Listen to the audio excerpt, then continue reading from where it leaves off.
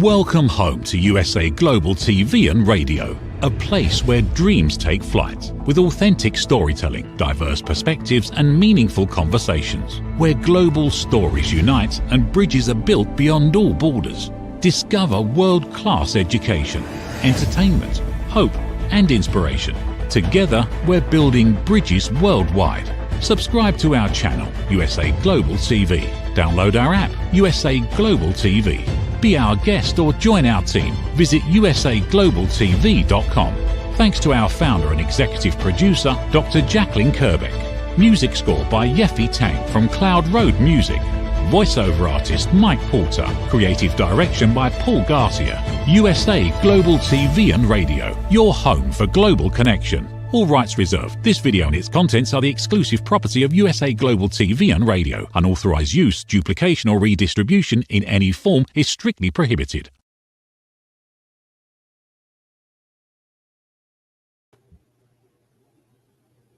Howdy y'all, Red Laughlin here. We're on the Wise Ones on the USA Global TV and Radio Network. When I'm not doing TV shows, I research the human body at the cellular level, chemically speaking. I look for cause and effect relationships. Treat a cause, fix a problem, treat symptoms, and you'll always be treating symptoms. So that's what I write about. That's what I speak about. I have over 1,000 original content articles on LinkedIn, primarily on the subjects of longevity and age-related issues. I'm also a speaker. I've published books for maybe about 50 books, I think, for my clients. And I have 3 TV shows that I do live here on the USA Global TV and Radio Network. That's a little bit about me. Our guest today is Dr. Ryan Melsom, and he's a Canadian. Be our second international guest today. Our last guest was from the United Kingdom. And so Ryan is an author, 3 books, had 5 different businesses, PhD, been involved with art, writing, relationship. That's where you get into one of those topics. But we're also going to talk about his book, his latest book. So a lot of different areas, a lot of different ways to go in. So Ryan, please join me up here on stage. Hi, Red. Pleasure to be here. I'm glad you made it. So anyway, I mentioned to you backstage, I was doing some research on you, reading some of your blogs, and one of the very first things that hit me, it says, an avid explorer of relationships. Tell us a little bit about that, because that's kind of a different way of introducing yourself. Okay. Yeah. So, my background is in literature. Actually, I did a PhD in literature many years ago, and I think that one of the things that kind of fascinated me most about that studying was just the way that human beings kind of reflect one another, bounce ideas off one another, become more or become less by connecting or disconnecting from one another. And just the interplay, and then kind of beyond that, I have a real interest in just the relationship between humans and culture, society, technology. I'm a science fiction writer, and so this is where my interests kind of naturally lean towards. But we have our relationships. We have the people that we're very close to, and that we interact with in our daily lives. But then there's also, that's all embedded within all of these things around us. Technology, for example, as we sit here on live streaming on a computer. I've got the city behind me, and I'm up here in Ottawa, and how do these things impact who we are, and how do we impact these things in return? Okay, you mentioned technology, and I know we're going to be talking about artificial intelligence today, but when you're writing your science fiction, do you have a couple authors that you absolutely have to read anytime a new book comes out? Well, I have so many. So like I said, I have a PhD in literature, so I've probably read a few too many authors. Okay, I'll answer kind of a quick rundown. So in terms of process, I got to say Stephen King's book called On Writing is just the best. It got me motivated. So he said in that book, sit in a room. You have to leave the door open because your family's more important than your writing. Sit in a room and write 1,000 words a day, and do that for 3 months, and you have a manuscript. And so I did that, and I wrote 3 manuscripts in the last 2 years. I've got one coming out now shortly. So So definitely him. My heart and soul writer is an old guy named Malcolm Lowry. He wrote a very famous novel about 80 years ago now, called Under the Volcano. And I go back to that one just because I connect with it on such a human level. It's so funny, all that passage of time, and yet it still just rings so true to me. And then I've got a few favorite science fiction writers. There's a guy named Paul Tassi. He writes on, video games and culture and science fiction and movies and all kinds of stuff. And he's got some really great, very actiony, fun books. So, to help me get in that frame of mind. Another guy named Jeff Summers. He has a series of books called The Electric Church, and they're just the most over-the-top, gritty, shoot 'em up, ridiculousness that I've pretty much ever seen. So I love those, and they help me get beyond just my own kind of current frame of mind. I'm sitting here in an office, and got a pretty standard life by some measures. So they help me think. What is the backstory for your newest book, Gods of a New World? Oh yeah, so okay, so I have kind of a long-standing interest in just mythology, spirituality, all this kind of stuff, right? And so I had this crazy idea a while ago that I should write a book, sort of like the Greek myths or something like that, but it was going to be modern day. So instead of I don't know, Zeus and Athena, it would be like Amazon and the GOP or whatever, just taking these big kind of huge monumental things in society and sort of deifying them, turning them into sort of metaphors for something else. So that's kind of where it started. But it was a little too brainy, a little just too experimental, and didn't really have a trajectory or kind of story. So I started reading a bunch of science fiction and cyberpunk, and just trying to kind of build a world of ideas out of that. And then I started picturing spaces. I love spaces. I think they're just fascinating. And I envision spaces. I think I watched too much science fiction as a kid. So, the stuff pops into my head in these pictures. And then I'm like, okay, well, what would a character be doing in this space? So, what would a character be doing in say in the high hills of Nepal, surrounded by, mostly natural and kind of gritty things, but then also like this weird infusion of future technology and holographs and all this kind of stuff and a whole bunch of wires overhead. So I really visualized places, and then, the people kind of emerged into those places, I guess. I guess that comes back to what I was started with about, relationships and the relationships we have.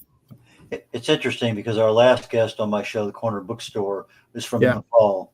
So you just have to pick a word out of the realm that you wouldn't think that would have some connection today. But love it. But in your writing, the editor, you have to really have a specialized editor, because you're outside the bounds of a typical romance or Western or business or whatever. So how do you find the right kind of editor to get you a better writer? Through like a super weird serendipitous path, let me tell you. so I work this office that I'm in right now is it's Engineers Canada. That's where I work, right? So I work with volunteers from across the country, a lot of engineers, and it's just so happened that one of my chairs of a committee that I help oversee, her husband is a very accomplished science fiction writer. Edward Willett is his name, and he runs a very small press called Shadowpaw Press out of Regina, Saskatchewan. And so we just started talking. I started talking to my friend's husband, Ed, and one thing led to another. They discovered I kind of was a little secretive about the book, so I self-published a couple books a few years ago, about 8 to 10 years ago. And I like those books. I have, no embarrassment about them, but they're a little more experimental. I was a little closer to grad school and things like that. They weren't like super, I don't know, practical or readable books in some ways. So, but they found out about them, and then I was in trouble because Ed, they read one and they're like, oh yeah, this guy can write some words. And so, yeah, we just had a few conversations over dinner and it went from there. Well, I noticed that I was doing some research, and I mentioned you again just before the show. Yeah. On your website, you have some blogs. I went through there, and you had one, the one brutal question or something like that. I can't remember exactly, but you have in there a question, what is your life's purpose? And I don't know, I'm kind of picking on you because now you wrote this thing, who knows how long ago, but it was something that caught my attention because it's something we don't, we sometimes think about it, sometimes we don't.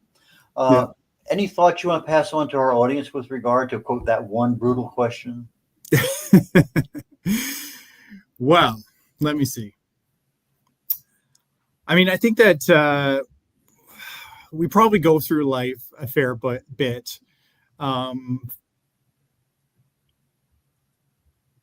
shouldn't say we. I don't want to speak for everybody, but I know for me personally, a good chunk of my life, I'm like, I know I'm passionate. I know I care about things. I know I want to be a good person and bring good things into the world, but it was always hard to kind of connect that to something, to really kind of poignant, blunt question. So I guess that's probably where that blog post is. I'll be honest, it's a while since I wrote that one, but this is a question that's circulated a lot for me. I think that one thing for me that I've realized is, my purpose has tended to be more about helping other people find their voice and helping them kind of connect with their ideas and be authentic in who they are. I do this in my work, in my day job. I do this, with my kids, with my family, with my friends. I used to teach university classes, and I really tried to help students find out kind of who they were. So I think that the idea of like voice is connected to purpose. I think if you're kind of alienated or you don't really understand what your purpose is, or you haven't at least asked the question a few times, then it's hard to find your voice. It's hard to really know. And I could definitely see that. I wrote a book that will never see the light of day, right after I finished my undergrad from university in 2001. And you can really tell, like, I didn't know my voice at that point. And it comes through in the funniest ways.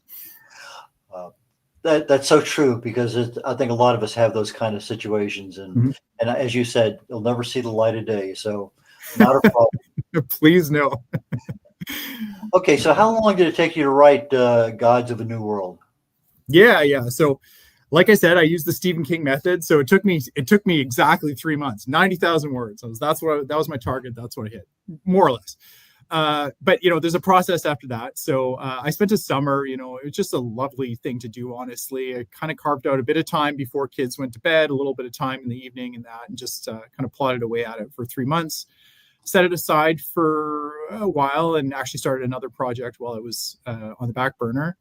And then, I came back to it, went through an personal editing process, got a bunch of incredibly generous friends, and my wife, who is, of course, my best friend, but got, them to have a look at it too, and give some feedback. And then, so gosh, we're still talking like 2 years ago. And then there's just a huge process of working with the editor, getting that all sorted out and going through contracts and his, editing process. He's a one-man shop. He's got a ton of work that he does. And so, just kind of waiting for myself to come up in queue. And then it's been very intensive actually over the last month and a half, just bringing it to that final polish and getting it off to the printers and that kind of thing. So, yeah. Tell me about your cover creation. Yeah.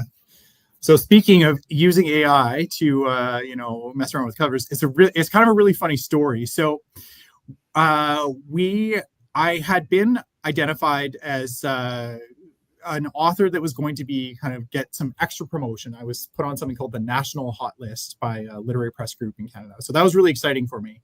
But it meant that there were some really specific tight deadlines to get into things like advertisements and all this kind of stuff. So a deadline came up. We had been trying to work with the designer, and this person had sent along sort of a draft, and it's really kind of not satisfied. It really didn't speak to what the actual book was. It's a very gritty kind of like ground level novel in a lot of ways. So when I provided feedback, the person said, sorry, I don't think I can do this. And I was like, okay, well, I have a long, this is part of my being a Renaissance man, a lot of different interests, long background of design and all kinds of stuff. So I went to town, I got AI going. I knew exactly what I wanted the kind of picture or the cover to feel like. I wanted it to be gritty, kind of haunting. a little like spooky, kind of sophisticated in the color palettes. I used some of my own design chops to pull together the text in that on the cover, and so yeah, I guess that's how it came together. Yeah. But yeah, the AI thing, and AI is a big part of the book too, and so it was kind of perfect actually that I ended up having to resort to the robot overlords to help me pull some together. But I'm very happy with it, and it was very well received actually when we put it together. So how long you been interested in AI? Gosh, well, I mean, I think that my interest kind of exploded just right around the time that everybody else did. When ChatGPT first came out. That was I'd always had an interest in technology, kind of more specifically in social media and what that means for who we are and all these kinds of questions. And so, yeah, you can see some of my design work there actually on the cover. That's an old kind of something that I did. That one's actually about AI. And what does that say? 2011, 2016? Okay. 16. Yeah. So that was it's a bit of a joke, Clippy from Microsoft. No, I don't. This is a little, okay, anyways, this little funny icon from the 1990s old version of Word where it'd come up and give you a bit of advice. So this is if Clippy went awry and developed his own intelligence and took over the world and created. So, yeah. So anyway, yeah. I got really interested in it, obviously through my work, working with engineers and thinking about public safety and things like that. And I think the one thing that sort of differentiates me from others who are talking about this is there are a lot of people who are specifically in tech and come at it with that lens. And my lens is literary, right? So I'm not maybe as interested in understanding like the deep kind of technical dimensions of it, but it's more about like, how is this going to change who we are? How can it maybe benefit who we are? How is it going to, strengthen or weaken, what the species is? How does it affect the future of the species? And so those were my questions around AI, and I just keep on digging into them. Okay, when you get into the trillionaire, billionaire world and AI, is there any change in our currency that we're currently using into crypto or blockchain or whatever else the current terminology is? I'm not. Oh yeah. I'll be honest, Red. Like I'm probably not nearly up to speed enough on that stuff. I'm going to be left behind. No, I mean I was thinking essentially, $1 trillion US. What I actually did, I did do a bit of like kind of, back of the napkin math on this one. And I just looked at, current rate of acceleration and how much people are making now and how much they're, the highest kind of incomes in the world go up each year. And so that's how I kind of projected it. I do think, it was funny because when I wrote the book, nobody really talked about trillionaires. It got the little red squiggly line when I tried to type it into Word. But now it's actually popped up in a bunch of media articles. We have trillionaires by 2035 and all this kind of stuff. So yeah, trillion US. That's the real money. But it might look pretty different. It's interesting because I think back in my younger years, a millionaire was okay. That was it. A billionaire didn't exist. That was just way outside even the realm of my brain's thinking. Yep. And yet now we're literally pushing, almost able to touch being a trillionaire. Yeah. And I think Elon Musk got about halfway there before some of his setbacks, and it's not inconceivable. I thought it was interesting the other day. Somebody's talking about him and his businesses. His business is not cars. It's not this. It's artificial intelligence and engineering. Interesting. That's his business, but we don't think of it as, we look at his products. So we look at the product as the representation of the person, not necessarily how that product actually came to be. Yeah. Interesting. Yeah. No, he's got a fascinating engineering mindset. It's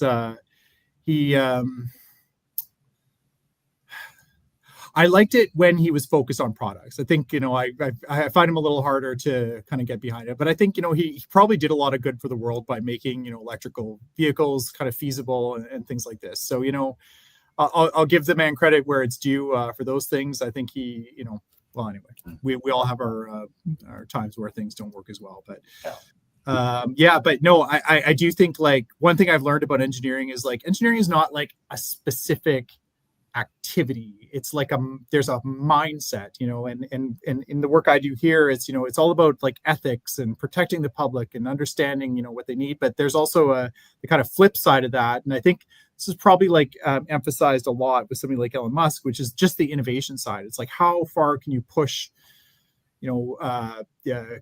scientifically founded creative thinking, like what new possibilities, and so I think engineers doing the most fascinating work are always working at the front of that. I think it's important to keep sight of ethics, otherwise we get things like what happened in the novel, which is I don't know how much I can say about that. Can I jump into that? Well, we're getting ready to go to a commercial break. Things get dicey. When we come back from the break, three things I want to talk about. Number one, I noticed you have a black belt. Talk a little bit about how that happened. And then I'd like to get a little bit further into engineering and AI. So why don't we go ahead and take about a 60, 90-second break here, and we'll come right back. I'll make new introductions after that. In a world craving connection, one platform dared to dream bigger. USA Global TV and Radio, a beacon for global voices, authentic storytelling, and elevated listening. Led by visionary Dr. Jacqueline Kerbeck, the journey from a spark to a global force is now captured in one inspiring book. Honored with YouTube's Silver Creator Award for surpassing 100,000 subscribers. Discover the evolution, the challenges, the triumphs, and the unstoppable spirit that created a global movement. Executive producer Dr. Jacqueline Kerbeck. Music score by Yeffy Tang. Creative director Paul Garcia. This video and its contents are the exclusive property of USA Global TV and Radio. Unauthorized use, duplication, or redistribution in any form is strictly prohibited. Now an Amazon #1 new release in paperback and ebook. Broadcasting Brilliance, the evolution of USA Global TV and Radio, is inspiring readers around the world. Join the movement that's redefining global media one story at a time.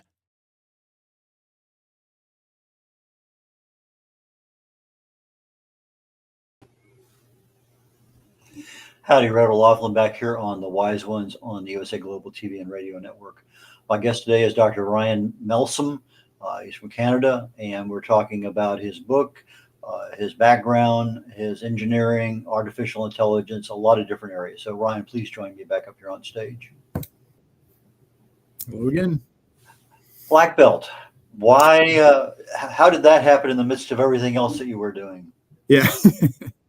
So I sat there and I watched my kids for about 4 or 5 years do their karate tests, and I knew actually a solid amount of the moves and that just from having seen them done it so many times for so long, and I thought, and I don't know, it's just so weird the way that life works that way, because I when I was a kid I wanted to do black belt. I was like, that sounds like the coolest thing ever, but then I sat there and watched my kids and like somehow couldn't make the connection, like, they've got adult classes here, I can just go and do them. And so I did. And I started during the pandemic. And so I was doing virtual classes and then went from there. And 4 years later, last year in 2024, I earned my my black belt, my first degree black belt. I'm still doing it.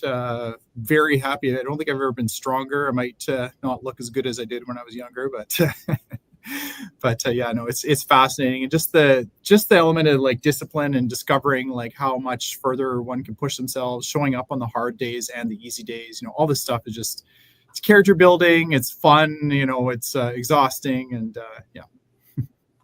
well, that's how that, I guess, fits in. It's one of those passions that you have a chance to now enjoy. Yeah, absolutely. You conquered the harder parts of it, and now you're reaping the reward. So most definitely, engineering something has always been near and dear to my heart. I've always worked in a lot of industries that had that, and the last couple of ones I've had is we look at the product from the conceptual level, because you have to order the parts and get them in where they're at.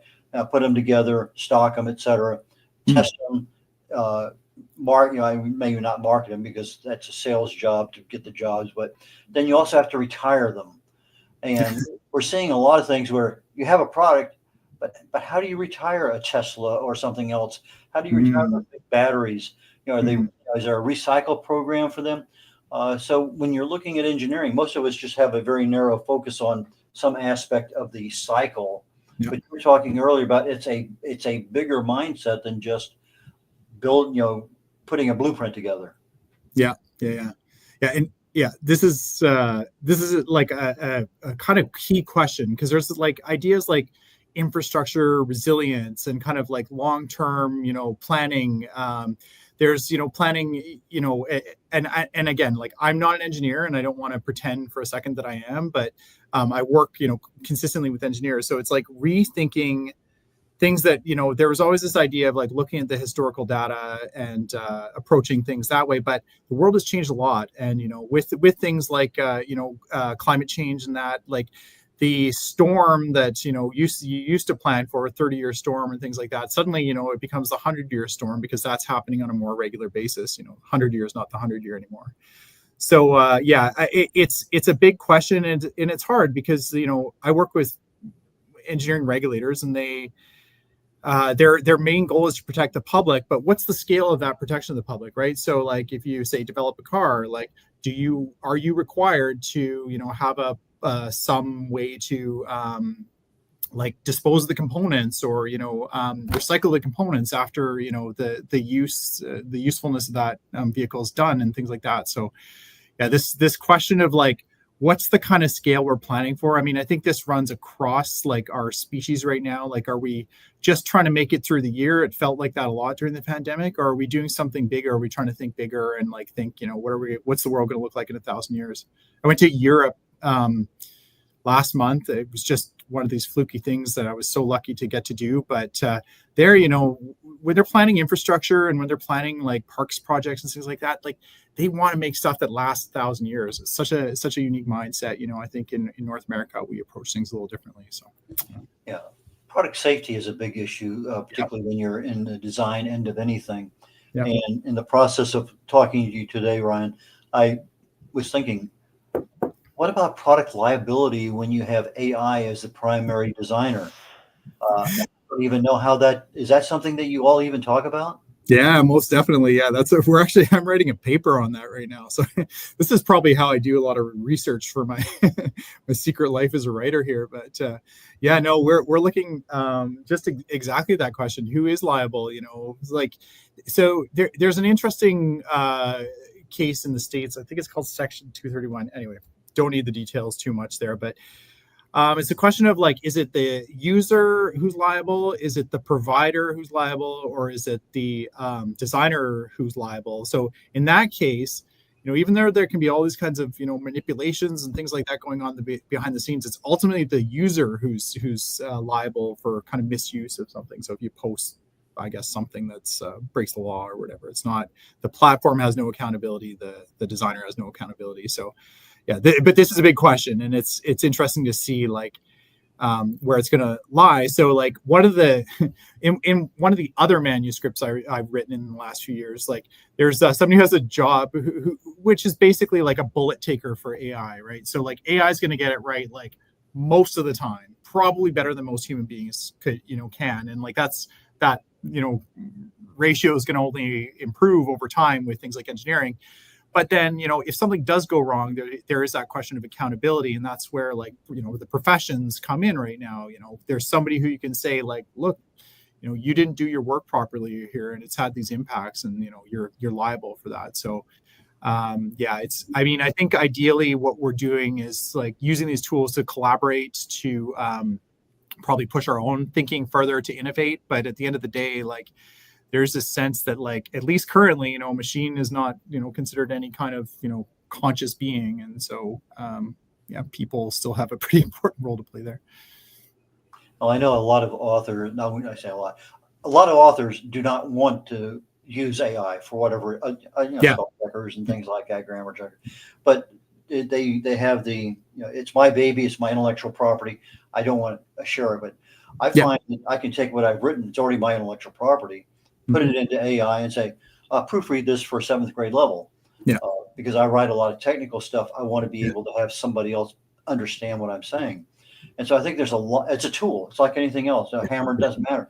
There's a tool and there's good applications for it. And so I think as an engineer, as a lawyer, as a doctor, in fact, I'm starting to see a lot now on the diagnosis with AI assist Yep. that apparently is significantly better than just a simple human brain thinking, well, you hear the symptoms, here's what it could be. Yeah. And I think a third of the U.S. deaths have some aspect of an error made by a doctor or a hospital. Mm-hmm. And that's a big number on an annual basis. Yeah. So I think let's talk. We have a few more minutes before we get to the end of the show. Let's talk a little bit about AI. You said there's a future there, you think? Oh yeah, most definitely. So I guess I mean this is what my book explores. God's the New World. So it's like a fictional world. It's a world where the trillionaires, like just slight extension of kind of where we're at now. So it's near future. They have all the money in the world, so they can kind of do whatever they want. They have incredible access to data. They can see pretty much everything that's going on in the world by everybody at this incredibly granular level. And then, they're also they have this hyper intelligence. They have AIs, at this not too distant point in the future, that can think like thousands of steps ahead of human beings. So there's really like they start to think of themselves, this group of sort of super elites, they start to think of themselves as gods and even call themselves gods. They're kind of joking about it, but so what they decide is that they're going to get their AIs on a very specific problem, which is how can they integrate their consciousness into reality? So how can they embed themselves right into, the air we breathe and the stuff around us? And so, yeah, that's like, I'm not saying that that's what's going to happen or anything like that. And it's not really about that. For me, it's just about like what differentiates, these, the sort of most kind of powerful people in the world from, like, say, the Greek gods. They have all these powers, they can do all these things, they have, they can see things all around the globe. What's different about it, or what's the same about it? And yeah, that's one of the kind of key questions. I mean, there's a huge amount of like hubris, like this is just over the top, maybe, I don't know, arrogance or something like that, and definitely see some arrogance from some of these folks right now, but at the same time, it's there's a fascinating question. It's like, what does the average person do in that situation? What does every single possible facet of life has been monetized, and you can like absolutely like even your like street vendor can't compete anymore with like AI created little street vendor businesses all over the place. It's going to be potentially so smart. So like, what is the role of people in that world? What can we keep doing? Is this something that should be pushed back against? That's one of the key things that happen with the central characters of this novel. And, and also like, the one character, his name is James Kessler, and he grew up watching Arnold Schwarzenegger movies with his dad. And, there's this like heroic hero of the past, this like super macho dude who could like, go and shoot up any foe and not even blink about it. But he's not that. He's just an average guy. He's an average guy in a world that has gone very, very, very crazy and kind of far beyond his control. And there's a big question of like, what do you do in that? You mentioned consciousness and trying to create. And one of the first things that occurred to me was 1 or 2 episodes of Star Trek way back when. And when you start getting alien life forms, and and literally it's the consciousness of that life form that exists, and not necessarily a real physical body per se. And so, here they're 40 years, 50 years back in that thought process. And now you've given them the solution with AI to actually make that happen. Yep. Sorry, go ahead. And with the AI evolution, if we look at ChatGPT 4 years ago, and you look at what's available on AI today, I mean, I saw one the other day where you just describe a scene and it automatically generates a movie as you're describing the scene.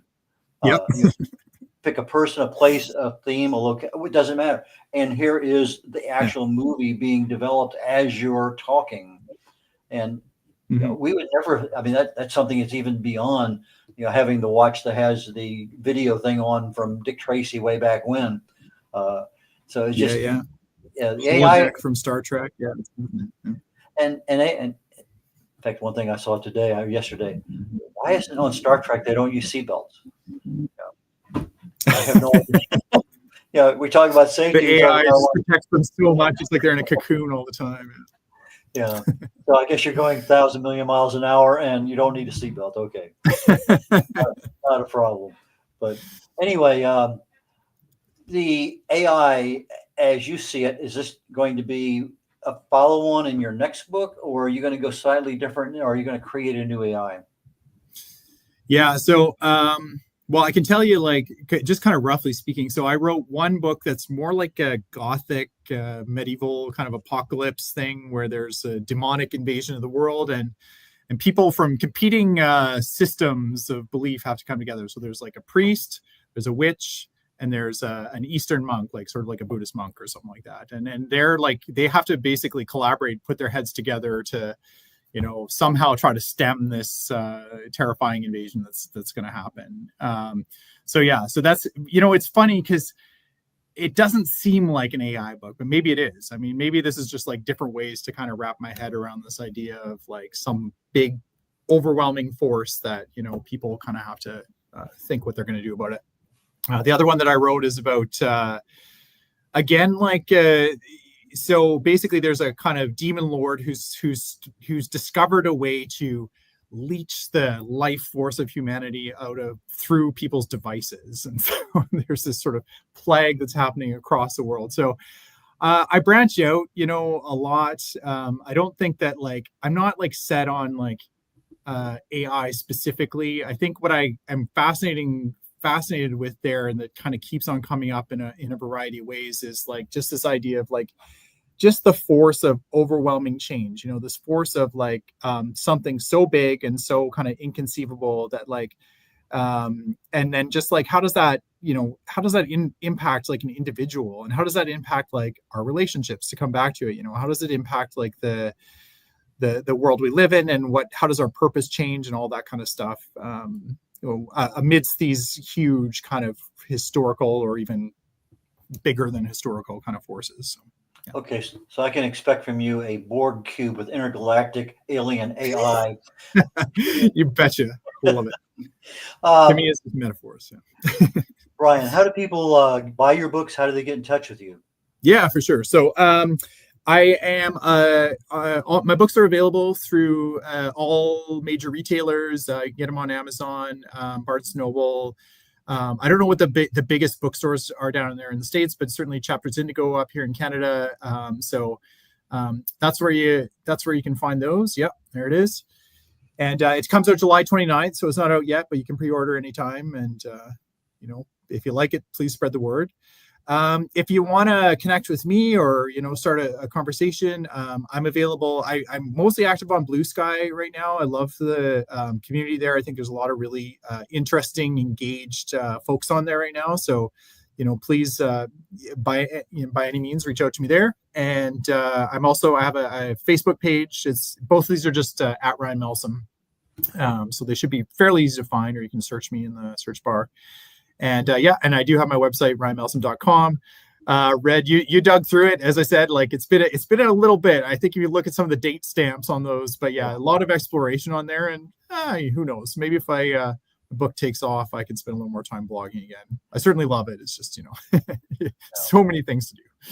After your book comes out, I invite you to come back on the Corner Bookstore, and we'll talk about your book and have a lot more fun. But Ryan, thank you so very much for your time today. I learned a lot and I enjoyed it. Again, I appreciate your contribution. Thank you. It's been an honor. I really appreciate you, you know, letting me come on the show and chat. And I really enjoyed chatting with you too. So great. Take care. Have fun. Enjoy life, and we'll catch you later. All right. Red O'Loughlin here. We're wrapping up the Wise Ones on the USA Global TV and Radio Network. Ryan Melsom, Dr. Ryan Melsom, was our guest today, and I look forward to seeing him again here in the future. Great conversation. His book's coming out the end of July. Gods of a... Hang on. Well, all of a sudden... Gods of a New World, Ryan Melsom, Melsom. Okay, coming back over here real quickly. My next show coming up in literally about 30 seconds. Well, 30 seconds this show will be over, but in about 20 minutes is called Talking Heads. And I talk about, generally speaking, most of the time, a health and wellness aspect of life. I talked last week about longevity secrets updated. I wrote a book on it talking about different causes of aging. And there's a dozen or so hallmarks of aging, and I'm going into detail about each one of those. So please join me on Talking Heads on USA Global TV and Radio Network. Take care, y'all. Bye now. Ever dreamed of hosting your own TV show, sharing your story with a global audience? Now's your chance to shine. At USA Global TV and Radio, we make it easy for you to create, host, and broadcast your very own TV show. Whether you're a storyteller, entrepreneur, or industry expert, we help you bring your vision to life. With our exclusive interview, live streaming, and podcasting training, you'll gain the skills and confidence to captivate your audience. Our global platform ensures your voice is heard worldwide. Join our community of creators who are already making an impact, one show at a time. Step into the spotlight. Host your own TV show on USA Global TV and Radio. Book your discovery call today at usaglobaltv.com. Copyright 2025 USA Global TV and Radio. All rights reserved. Terms and conditions apply. To learn more, visit usaglobaltv.com. USA Global TV and Radio proudly presents Tracy Cram-Perkins, a dementia caregiving survivor teaching how to balance care with peace of mind. #1 resource for dementia caregivers. It's the book Dementia Home Care: How to Prepare Before, During, and After. Over 17,000 copies sold of this must-have guide. And now a testimonial from Tracy Smith. If I was to describe this book to someone who is going through a similar situation, I would underscore how important it is to have some sort of a tool or a guidebook to help you through certain stages. And there's so many, it's such an unknown topic to the average person. And to have this as a reference is essential. It's going to help you get through it personally, as well as help your loved one manage. To learn more, go to tracycramperkins.com. Tracy Cram-Perkins is an award-winning author. She's also the host of Dementia Home Care television show. Watch it here on USA Global TV and Radio. Conveniently located in the Cherry Hill Mall in Cherry Hill, New Jersey, Avio Art specializes in custom art and photography printing. From museum-quality canvas prints and stretching to photo restoration, fine art reproduction, and framing with museum-grade glass, every service is completed in-house with exceptional attention to detail. Visit avioart.com or email support@avioart.com. In a world that moves fast, there's strength in the woman who moves with grace. Introducing Bay London, where confidence meets craftsmanship. Each piece is intentionally designed for the woman who knows her worth, crafted from luxurious Italian eco-fabrics that feel as good as they look. With elegant coverage, effortless support, and timeless style, our swimwear celebrates both your body and your essence. Founded by fashion expert Carrie Sykes, Bay London is made for women who want to feel sexy, stylish, and seen. From poolside to beachside, sunrise to sunset, Bay London outfits you for every moment that matters.